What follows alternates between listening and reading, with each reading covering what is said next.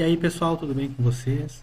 Primeiramente, eu quero me apresentar para vocês. O meu nome é Marcelo Araújo, Marcelo Vinícius Araújo. Eu sou o criador, o desenvolvedor, a pessoa por trás do História Viva. E eu resolvi fazer esse vídeo para trazer elucidações para algumas dúvidas que podem surgir com relação à jogabilidade e todo o layout, o que apresenta dentro do História Viva, para que as pessoas possam ter uma melhor compreensão da proposta e também do sistema como um todo, tá?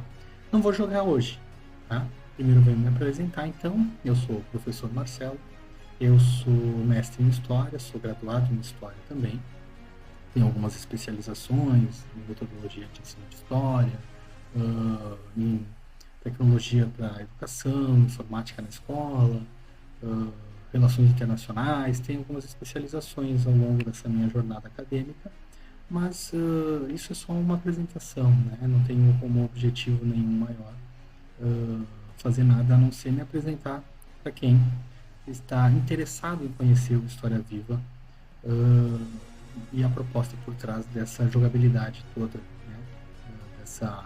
dessa gamificação da história. Tá?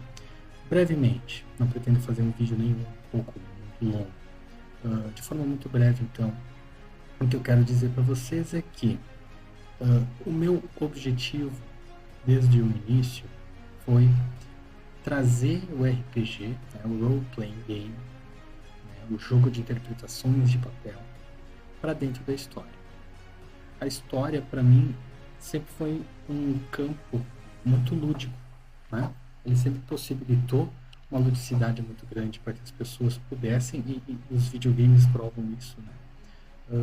Possam vivenciar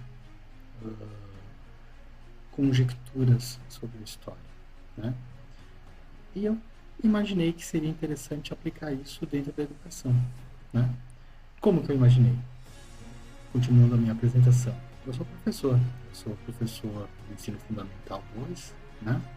Eu trabalho com estudantes do sexto, sétimo e oitavo anos, hoje, né? Já trabalhei com todos os anos, eu trabalhei com ensino médio também, e eu tenho a prática, né, docente no meu dia a dia, uma coisa que faz parte do meu dia a dia, então eu não sou uma pessoa que simplesmente largou tudo para investir na História Viva.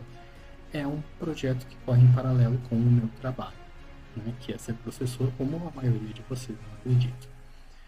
E nessa ânsia por ter uma aplicação do RPG dentro da educação, eu vim desenvolvendo ao longo de alguns anos já formas de tentar aplicar isso, né?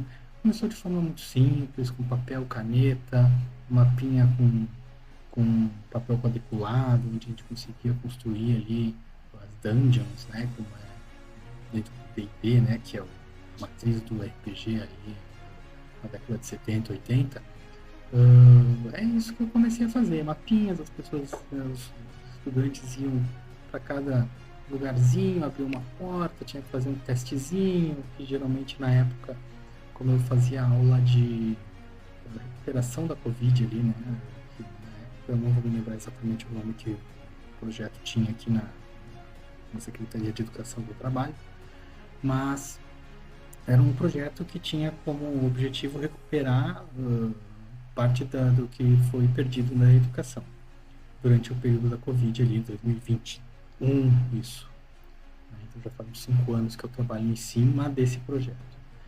E ele começou de forma simples, papel, caneta, como eu falei. E aos poucos ele foi evoluindo, fui criando outros materiais em PDF, materiais que eu circulei entre alguns colegas recentemente nos últimos anos, e ouvi as críticas, os feedbacks, e eu decidi dar um tempo. E sempre fui entusiasta do RPG, eu gosto do RPG, eu gosto da ludicidade, da imaginação, do sentir que está fazendo parte daquele momento, e como personagem ter que tomar alguma atitude.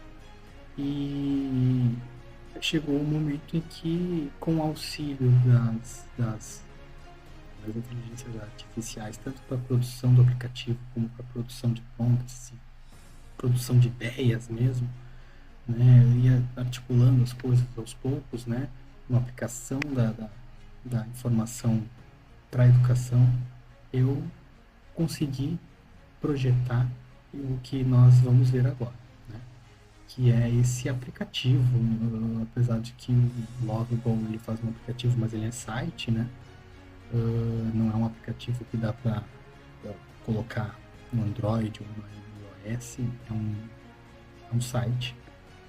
E ele foi sendo construído de forma até impressionante na minha concepção.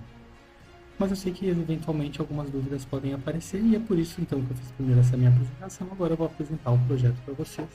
Então aqui vocês vão ver o História Viva, certo? E o História Viva que vocês estão vendo, ele é nesse layout, né? São crônicas, né? São aventuras, tá? E a frase que eu escolhi foi: a história começa com uma decisão, né? Nós estamos num mundo que ele é de causa e efeitos. E não pretendo trazer aqui uma proposta de super histórias, de heróis, de datas.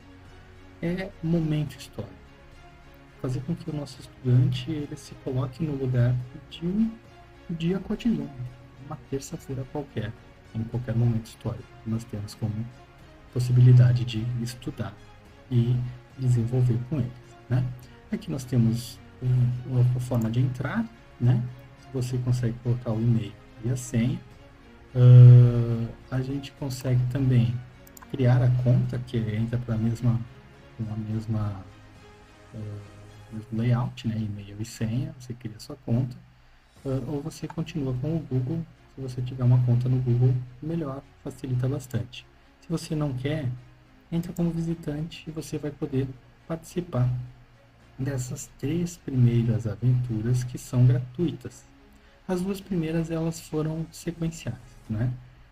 Foi um trabalho que esse já vem de longa data, o Paleolítico e o Neolítico.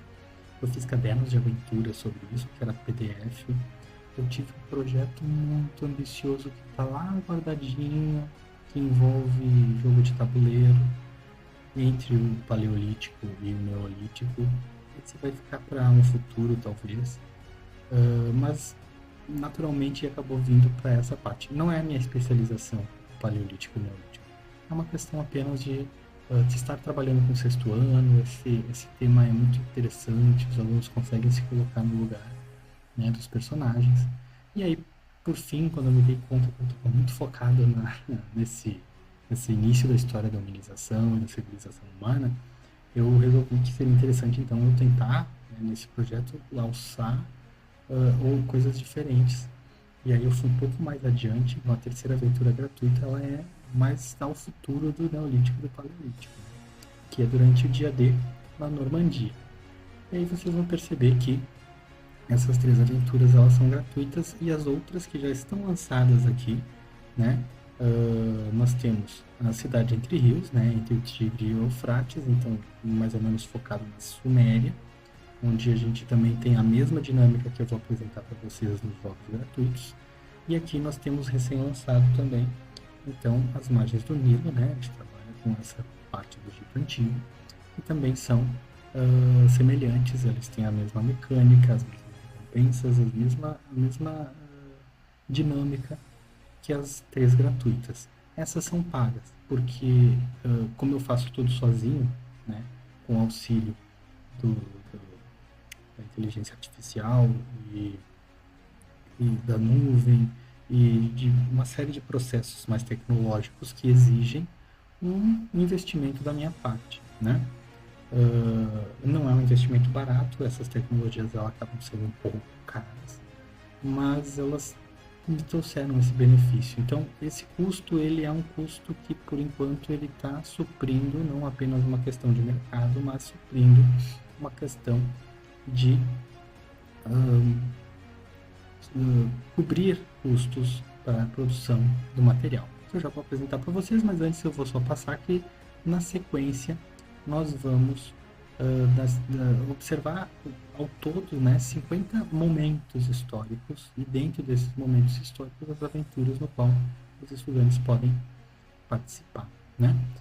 Então nós temos aqui a ideia de trabalhar os hebreus, os fenícios, o Império Persa, a Grécia Clássica, o helenismo, a República Romana, uma segunda parte, né? Então, República em Armas no início e a Travessia de Rubicão, que vai ser a ideia de uma suposição, né? Uma interpretação mesmo de um evento que pode ser inventado, mas ele tem no seu cerne toda a mecânica de como funcionava, né, a República Romana, e em cima disso nós colocamos o estudante dentro desse momento. Né? Então, a travessia de Rubicão, um general, um rio e uma república à beira do fim. Né? Continuando com o Império Romano, nós temos o Pão e Circo em Roma, depois nós vamos cinza sobre Pompeia, ainda sobre o Império Romano nós temos nas catacumbas de Roma, então a gente vê essa transição da fé, né, com relação a Roma. Antiguidade tardia, né, então a gente vai ver as muralhas rachadas, um mundo antigo em ruínas. Daí a gente vai transitar, né, mais adiante para Constantinopla, né, no Império Bizantino. Nós vamos trabalhar com o Islã medieval, não medieval necessariamente, mas o Islã é algo que eu trabalhei no meu mestrado, então eu quero dedicar bastante atenção com relação a esse trabalho aqui. A coroa de Carlos Magno, Um Dia no Feudo, esse aqui é bem interessante, eu já estou desenvolvendo roteiros para tentar desenvolver algo que seja bastante relevante. A Rota das Cruzadas, a Peste Negra, os Drakkar do Norte, né? Então a gente vai abocanhar essa ideia dos vikings. A África medieval, né? O Ouro de Mali, o Renascimento, então vamos lá para Florença, rumo ao oceano, então as grandes navegações, uma coisa conectada à outra, percebam, né? O descobrimento, né? A costa recém-chegada, a queda de Tenochtitlan, então a gente vai ver essa relação do invasor europeu com o local, né, o indígena local, essa correlação que a gente conhece de forma muito comum nas leituras, mas colocar o estudante dentro desses momentos são extremamente importantes. Voltamos para a reforma, né, as 95 teses, o Quilombo de Palmares, nós vamos trabalhar com o Brasil Colônia, o ciclo do açúcar, os caminhos das bandeiras, o ouro das Minas Gerais, a Inconfidência Mineira. Voltamos para a Europa com o Iluminismo. Vamos para os Estados Unidos trabalhar a independência dos Estados Unidos, a queda da Bastilha na Revolução Francesa, a Revolução Haitiana na Era Napoleônica, a independência do Brasil, a Revolução Industrial, o Brasil Império. Então nós trabalhamos com rumo à Lei Áurea, não estamos trabalhando a Lei Áurea, mas um caminho chegando até ela. A Guerra do Paraguai, o Belle Époque, né, no Rio de Janeiro, então já estamos entrando na República Velha, estamos com áreas de modernidade. A Guerra de Canudos, as trincheiras da Grande Guerra, adentramos na Primeira Guerra Mundial. Vamos parar abre parênteses para a nossa Revolução Russa. Vamos para Era Vargas na República, os anos de chumbo da ditadura militar, as diretas já na redemocratização no Brasil, e a Guerra Fria falando sobre a queda do muro. Muitas mais aventuras podem surgir e eu pretendo fazer com que muitas apareçam realmente. Mas por enquanto, como eu disse, estou trabalhando sozinho e aos poucos as coisas vão sendo construídas. Nós temos essas 5, sendo que 2 são agora pagas, né? Nós temos 3 gratuitas. Então a gente pode iniciar, né? Como eu mostrei para vocês, eu não entrei no perfil, eu continuei como um visitante, que daí qualquer pessoa pode jogar gratuitamente essas 3. Vamos para a aldeia neolítica aqui. A gente clica em iniciar e cria-se aqui um personagem, né? Esse personagem pode ser de qualquer tipo de função, mas cada função tem os seus benefícios. Percebam que o líder ele tem 3 de conhecimento, 4 de resistência, 4 de estratégia e 6 de influência.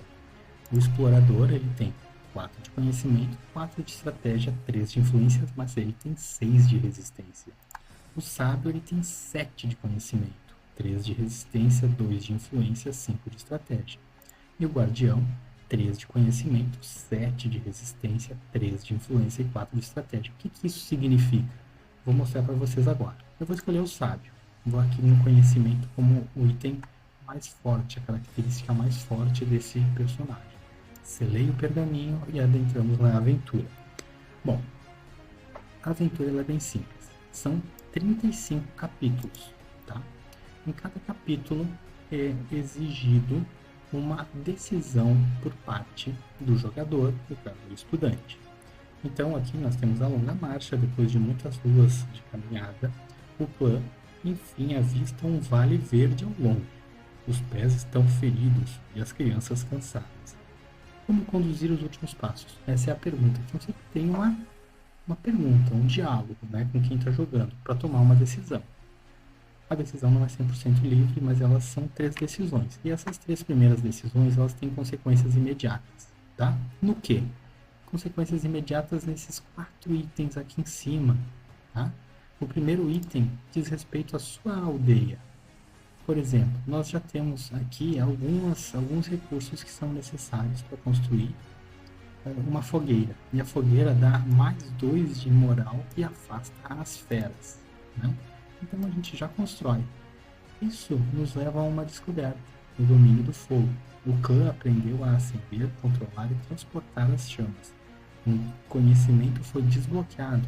O domínio do fogo permitiu aquecer, cozinhar e afastar predadores. Um marco na trajetória humana. Novas escolhas podem se abrir daqui para diante, né? Então, guarda na memória do clã. Mais adiante, quando vocês perceberem que vocês conseguem acumular outros recursos, dependendo das decisões ao longo do jogo, outras coisas podem ser construídas na sua aldeia, tá? Então percebam, é sempre importante jogar ali onde nós temos as decisões, mas sempre observar aqui a aldeia para poder ir construindo, erguendo e ganhando itens que são extremamente importantes, que vão sustentar aqui embaixo a saúde, a moral e os recursos. Por quê? Porque ao final dos 35 capítulos há um resumo.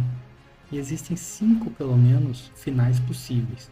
Você pode ter uma consequência negativa, de a sua aldeia não prosperar e você precisar se mudar, ou você pode transformar sua aldeia num templo, uma aldeia super próspera, e outras no meio disso aí, com algumas características mais positivas e negativas que vão oscilar dependendo das características do que vai sendo feito ao longo do jogo, né? Então, outra coisa que a gente pode perceber é que você não está sozinho, você jogador, você estudante. Aqui, nesse segundo item, nós temos o clã. Aqui nós temos o Tariq, o caçador, tá? Nós temos a Yara, a coletora. Nós temos a Naima, a curandeira. E nós temos o Zun, o ancião, certo? Todos estão saudáveis.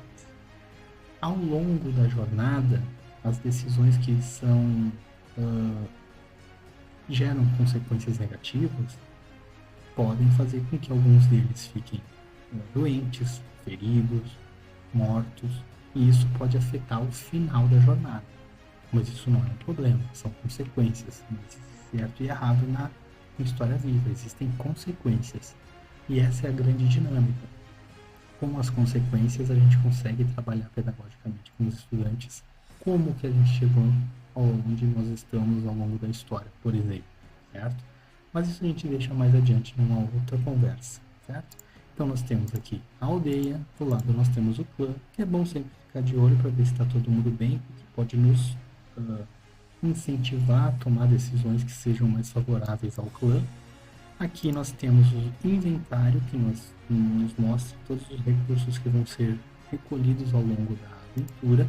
E a última é a ficha do nosso personagem, certo? Vamos lá, né? Como eu falei, como conduzir os últimos passos, a decisão. A gente marcha durante a noite sem descansar, a gente acampa e envia batedores adiante, ou a gente reúne o clã e promete então um descanso do vale. Então, a gente vai escolher qualquer uma, eu vou escolher essa aqui, a última, né, a terceira decisão, e ela vai me dizer, sua voz renova as forças do grupo, todos avançam juntos. Eu ganhei 1 de madeira, 1 de fibra, e a gente teve um aprendizado. Todos esses aprendizados vão ficar registrados, tá? A liderança pela palavra era essencial em sociedade sem escrita.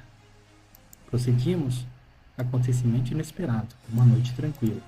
Nada acontece. As estrelas cobrem o céu e, por algumas horas, o grupo dorme em paz. Isso nos dá mais 1 de madeira e mais 1 de fibra. E seguimos adiante. Vamos para o capítulo 2. Vamos dar uma espiada aqui na aldeia, dá para construir mais alguma coisa? Ainda não, né? Aqui falta couro, aqui falta mais madeira e argila, aqui falta pedra e couro, pedra e argila, né? Cada um desses itens necessita recursos específicos. A gente vê aqui os recursos, então, 3 de madeira, 1 de pedra, 4 de fibra, 1 de tocha, que a gente construiu, né? E 1 de água, certo? Aqui eu não vou ler com vocês, tá? Eu vou ser bem rápido, tá? Ganhamos madeira e pedra. Agora aqui, ó, isso que eu quero trazer para vocês. Nós temos, eventualmente, ao longo da jornada da aventura, momentos decisivos, que são momentos trabalhados com base na aleatoriedade. E a gente pode trabalhar isso com os nossos estudantes. A aleatoriedade, ela acontece. A gente chama de sorte, de azar, né? Nós chamamos de predestinação. Esses termos, esses conceitos podem ser trabalhados. Colocando a aleatoriedade dentro da história viva, facilita com que a gente trabalhe conceitos que, de repente, são mais filosóficos, certo? Então, vamos lá. Escolher o local da aldeia. 3 terras se oferecem, uma planície aberta e fértil, uma colina protegida com vista ampla e uma margem baixa junto ao rio. 3 lugares maravilhosos. Onde erguer, então, as primeiras cabanas? Percebam, aqui, o momento decisivo nos diz que vai ser rolado dado. Um dadinho virtual, tá? A sorte e o preparo do clã serão postos à prova e o dado vai decidir. Mas eu posso usar minha estratégia. Vejam que aqui tem provas que são diferentes, as escolhas vão exigir coisas diferentes. Fundar a aldeia na planície aberta e fértil é uma prova de conhecimento e ela tem dificuldade 7. Erguer a aldeia no alto de uma colina mais segura é uma prova de estratégia, a dificuldade é 8. Assentar rente ao rio, aproveitando a terra úmida, é uma prova de influência, mas a dificuldade é 6. Vamos dar uma espiadinha. Meu personagem, ele é um personagem que tem mais, ele tem 7 de conhecimento. O que significa? Se eu tirar o número 1 no dado, ele vai somar aos 7 que eu tenho de conhecimento nessa primeira prova. Essa aqui a dificuldade é menor, mas eu posso, quanto mais eu arrisco, mais a consequência pode ser positiva, assim como na mesma compensação negativa. Mas estrategicamente, se eu sei que meu personagem tem 7 de conhecimento, eu vou aqui. Aí eu rolo o dado deu 5. 5 do dado mais 7 do conhecimento do personagem, 12. Sucesso. Continuamos. Nova descoberta. Tecelagem. Fibras entrelaçadas formaram redes, cestos e mantos. Conhecimento desbloqueado. A tecelagem produziu roupas, redes e recipientes leves, vestindo o corpo e ampliando o que era possível carregar. Então, novas escolhas podem se abrir de aqui por diante. Então, como sucesso, a gente tem uma terra escura, que promete boa colheita. O horizonte permite ver ameaças de longe. Ganhamos 1 de fibra, 1 de pedra. Aprendemos que a Revolução Neolítica marcou a passagem da coleta à agricultura sedentária. Prosseguimos e vamos para o quarto capítulo. Sempre espiando, ver se abriu aqui alguma possibilidade de construção. Já diminuiu, assim, já erguemos o recurso de alguns outros itens, mas outros ainda estão faltando, né?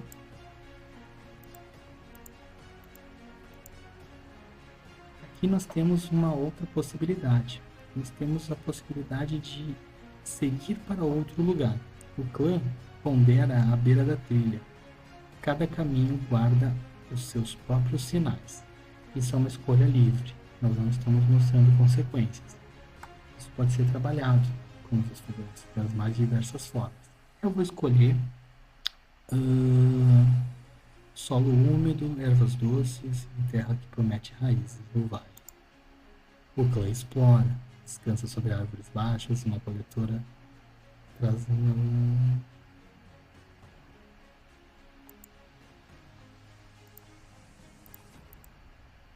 Aqui nós temos um item bem importante, são alguns registros, são momentos em que a conquista, então isso a gente pode trabalhar com os nossos estudantes, que eles estão conseguindo dar sequência.